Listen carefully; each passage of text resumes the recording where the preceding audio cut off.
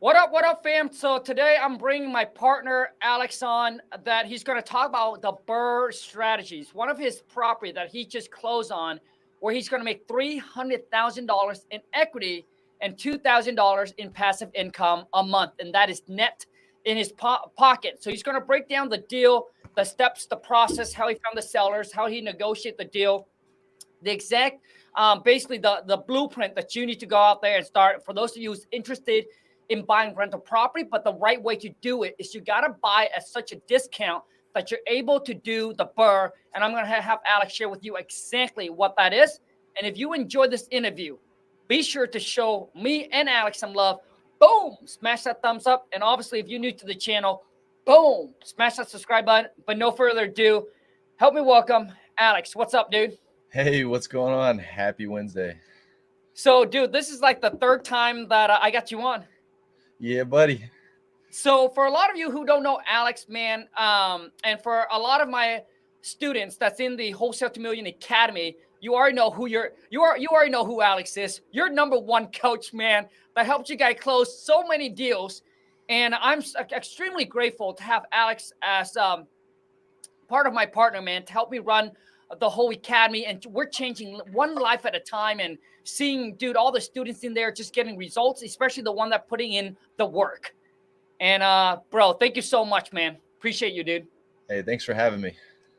Absolutely, Alex. So let's go ahead and do a quick intro, man, a little background again for those of you who don't know. And then from that on, dude, let's talk about this nice $300,000 equity deal, baby. Yeah, so my name's Alex Harshman. I'm the head coach here at the academy with the Wholesale to Millions Academy. And like Khang said, we got a lot of people who are taking action, getting results, following our advice, and it's just an awesome experience to be a part of that. So for those who don't know me personally, I was Khang's second student ever. You know, probably a couple of years ago, we've been friends now, and through the virtual wholesaling and wholesaling locally, as well as buying my own properties, I've been able to create the time freedom and build my business around that. So hopefully today I'll be able to share with you exactly how I did that with this particular deal and just rinse and repeat. And excited to share these details. Man, for those of you who don't know, Alex been in the real estate game for how long, Alex? For about 4 years.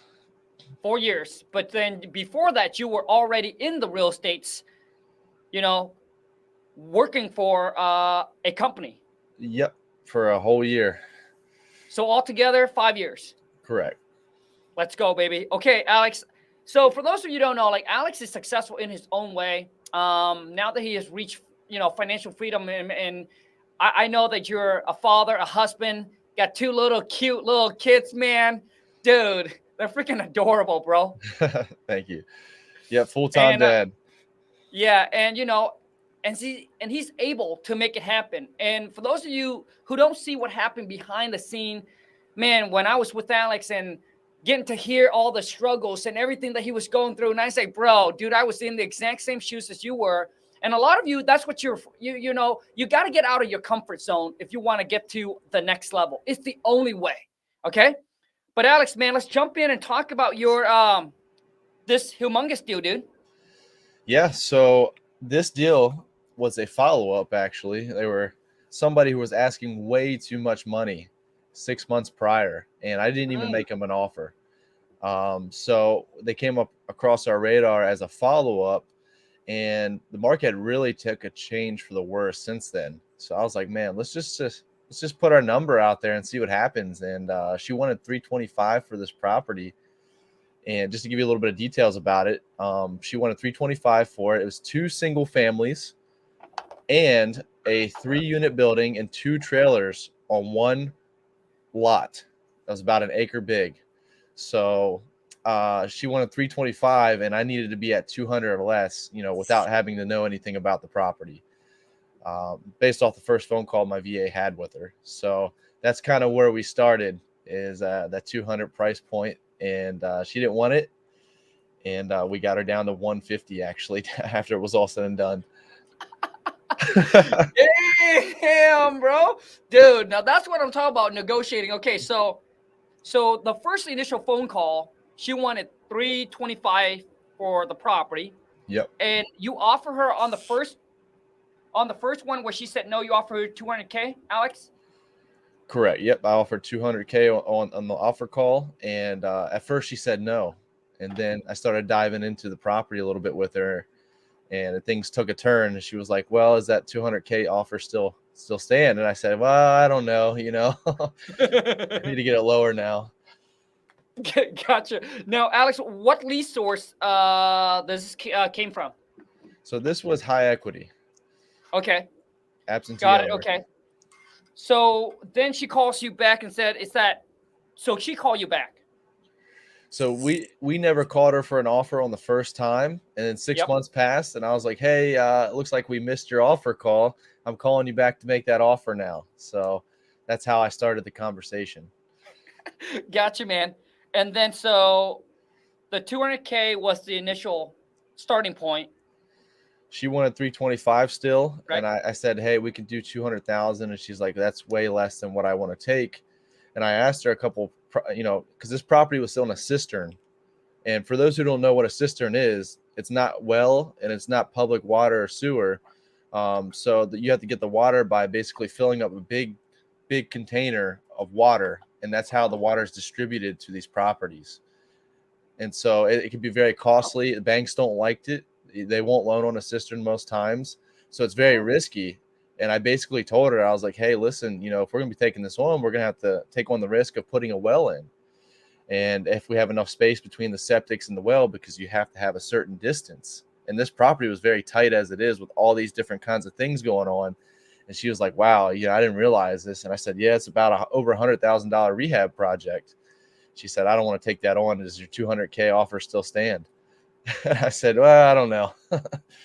Okay. And then what happened after that, Alex? So I told her to think about it a little bit, and we'd call each other back in 30 minutes because all this information came up on the phone call. I didn't know that there was on a cistern. I didn't know, there was no well, or if we could even put a well on it. So I said, let me do some talking with my partner, and you talk with your partner and see what we come up with. And I offered her 175 when we came back on the phone, which she accepted. Okay. Wow. From 325 down to 175. And then after that? After that, we went out there, and this is the only time I've ever spent money before closing on a property. But we went out there and got the septics inspected and found out one of them actually had failed. How much did that cost you? For all three septics, to get them all pumped and inspected, was about $1,300. Okay. So, Alex, for those that don't know what a septic is, because it's extremely, extremely important, because it can get very costly. If the septic doesn't work, you might have to redo a whole new one. So could you explain?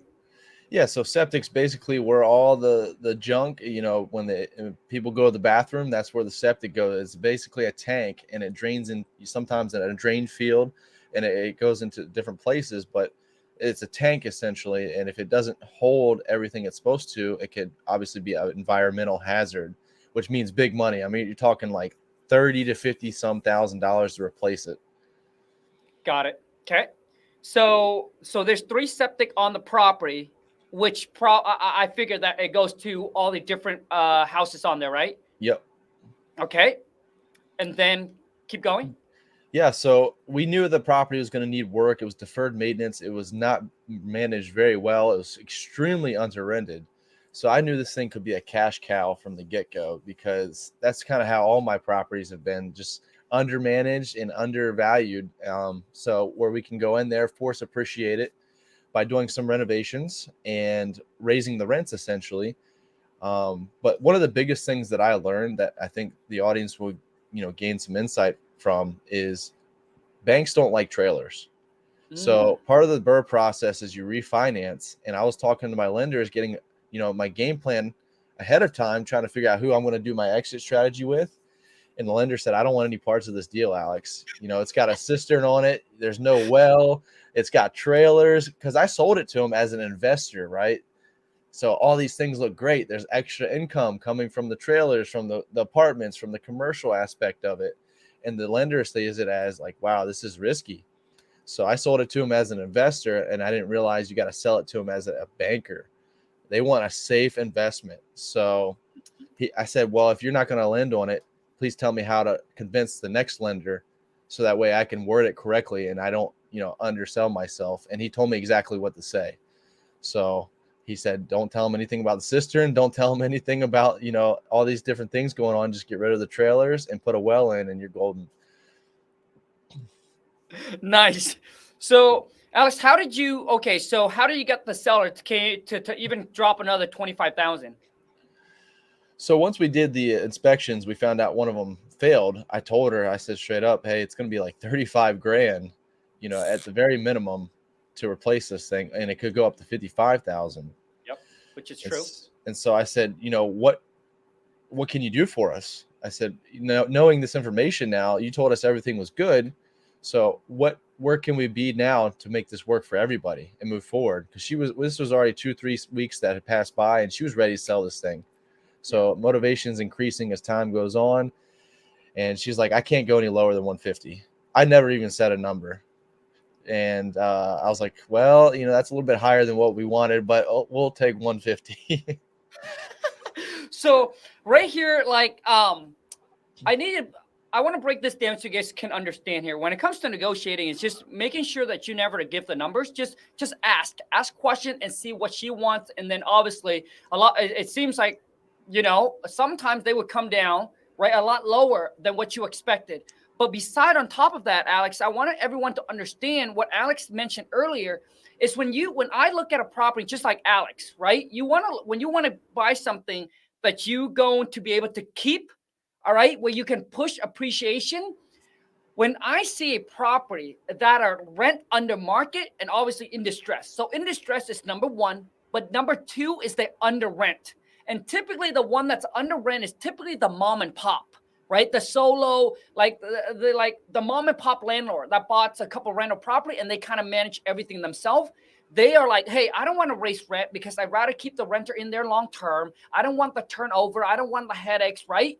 And those are the ones that you want to target because what happened is that what they do is they will sell to you based on the rent that they got, not on the market rent. And you know what market rent is. So let's just say that they rent the property to a renter for $1,000, but the market rent could be $1,400, which means you're going to negotiate with them based on the $1,000 rent that they collected, which means that's what they're going to, right? That's what their figure is. But as an investor, that you can come in, clean this thing up a little bit, and boom, raise $400 in rent. Which means now your property is worth a lot more because you're able to increase it to market rent. So when you're able to target those tire landlord or the mom and pop that have a few rentals that manage everything themselves, those are gold mine. So Alex, great job on this deal, man. Okay, so now let's walk us through this. So you're buying it for 150. Yep. So we're buying it for 150. After we do our due diligence, go out there, look at it. We figure out that it needs about $100,000 worth of work. Okay. That's including the well, the renovation of the 3-unit motel, and the getting rid of the trailers. So Okay. and even the septic. So my end goal was to be all in at 150 or 250 when it was all said and done. Okay. Because I knew based off where it was renting right now, like you were saying, it was renting for like a little over $2,000 a month, which is not anything close to what it could rent for. Those two single families would rent for $1,500 a piece, and they were both below $1,000 in rent a month. The 1-unit efficiencies, they could be rented for $800 a month, and then there's a garage as well. So tons of opportunities to increase income, but around $5,500 a month is what I calculated after it's all said and done, this thing should bring in. And knowing that most markets, and especially because I know in my market, things sell at 1% when it becomes about the rental and the income, this thing should be valued at around $550,000, $500,000. Woo. So about $550,000, the ARV on this property once you fix it up. Yep. And you're going to be all in on it for $250. Correct. That's now, my Alex, great, man. So with the cash, are you bringing the cash to buy, or how are you structuring this deal to buy it? Yeah, so there was a couple guys I got started with when I first got into real estate, and they ended up creating their own hard money service. So I used them as a hard money lender. They're very expensive, but they're very convenient. So I could just text them over, hey, this is what I paid last month. Here's the pictures of repairs. They just go out, look at it real quick, and then they send me the funds. So that's convenient for me. I don't want to have to have to walk through it 10 times, and then so I just every single month, I just send them a picture of the expenses, the repairs, and they reimburse me.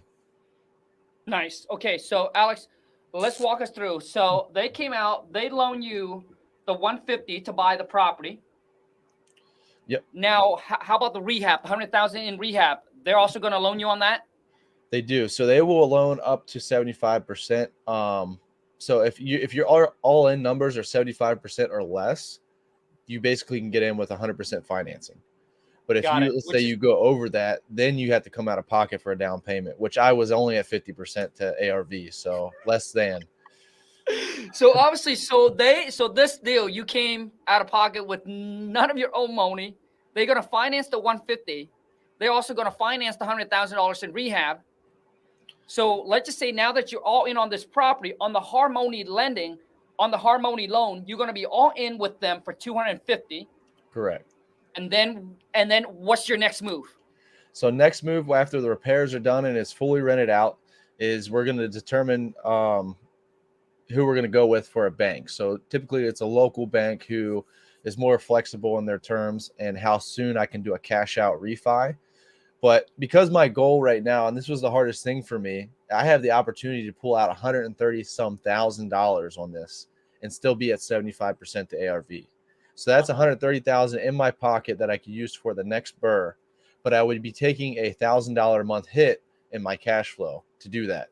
So because my end goal is cash flow and not cash right now, I'm going to stick with the money inside the property and be all in at 250. So I'll refinance with the bank who's going to pay that 250 off. My mortgage payment will be X amount of dollars. But after it's all said and done, after all expenses, all reserves even, so which are made up expenses, factoring in vacancies and repairs for the future, I'm still netting $2,000 a month. And if you don't count those reserves, it's $2,500 a month. Woo! This thing is definitely a cash cow for sure. Yes, this is more than all of my other rentals combined. Damn. And the one thing that Alex didn't point out is that when he goes to the bank and do the cash out refi, if he wanted to, he can pull out that 130, and that is what, Alex? That's tax free. That's tax free. That's right. That's dude. So that's tax free. The 130 G's, no money to Uncle Sam. So for those of you who don't understand this, if you were to work at a regular job and you make $130,000 a year, you would have to pay 25 to 30% to Uncle Sam. Now, if you're in California, dude, that can go up to 50%. So imagine that, dude. So basically, that's how much Alex is making if he were to do that. But obviously, his end goal is cash flow. So he's going to cash flow about $24,000 a year on this property, net. That's tough. Dude, yeah. That's like someone working at a job, bro. Yeah, dude. And it's just cool because I would have made, if I would have wholesale this, I could have made 50 grand. And like you said, I got to pay that taxes on that 50 grand. But now I'm going to be making 300,000 plus it's going to pay me 24,000 a year net for life. For life, dude. And then this is what people talk about, generation wealth. Because now Alex, he passed it on to his kid. His kid can just continue to pass this on. And, by the time Alex is done with this, within just within less than a year, he's making $300,000 in equity, right? And then I'm sure 5 years later, 10 years later, this property is going to be worth what, Alex? In your era, let's just say 10 years later, you think it'll be $1 million? Easily. There you go, man. That's how. If you want to become a millionaire in real estate like that, dude, the BRRRR strategies, it's the way to go, man. Now, Alex, but once again, you guys, the whole cash flow, the whole buying rental property, it's a long-term game. You're not gonna make the 10, 20 G's within a year or 2 years, 3 years, right? It takes a long time.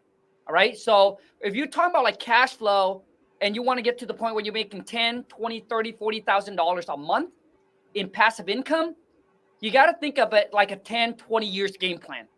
All right. So a lot of you need to understand that. So when you decided what you're going to do, and I always said it, you got to build a business first that pumps you a lot of cash. And then you got to now diversify and take that cash and then dump it obviously into buying rental property and building up that generation wealth. But once again, that's a 10, 20, 30 years game plan. Dude, Alex, man, I got to say, dude, congrats on this one, dude. This one is it's even better than the one that I just got, way better than the one I got, man. So, Alex, man, actually, here's something else I want to point out. For those of you who don't know, when it comes to like septic systems, and also you also got to understand, you got to get that inspect, but also get the drain field inspect. So typically they do that all in one. The drain field is also important. And I say this because when I first got into the real estate game, I didn't know the properties. So I didn't know the difference between sewer, septic, and drain. Like all of these are like new to me. So hopefully you guys, every single time when you have a property that's on a septic, you must inspect it. And if you are going to buy the property, and if the property's old, let's just say it's built in like 1980s or something like that, even if it's on sewer, I would get a sewer inspection. All right. So which means they're going to run this camera down that sewer system, making sure that it's good. There's no blockage, no breakage or anything like that, because it can cost you a lot of money. And for them to do the inspection, man, it's only like between $500 to $1,000. If you're going to buy a property that's worth $350,000, $500,000, why would you worry about paying $500 to $1,000 for inspection? You're stepping over dollars for pennies. So I say this because a lot of you are cheap like me and Lon when we first got to the game. Honestly, Alex, so Lon and I, when we bought our house, same thing. We're like, oh my gosh, should we not hire an inspector or should we? And it was only like a $650, right? And we're sitting there, we're buying a $350,000 house, but then we worry about, paying $650. But that $650, dude, that inspection could have saved you hundreds of thousands, tens of thousands of dollars. So remember that, all right? Don't never step over dollars for pennies. Make sure. Alex, man, you got something to say? Yeah, I was just going to say, obviously we have the academy and we teach these strategies in the academy. Wholesaling is awesome. It's the best avenue of real estate to get into, because that's how you find and cherry pick these best deals.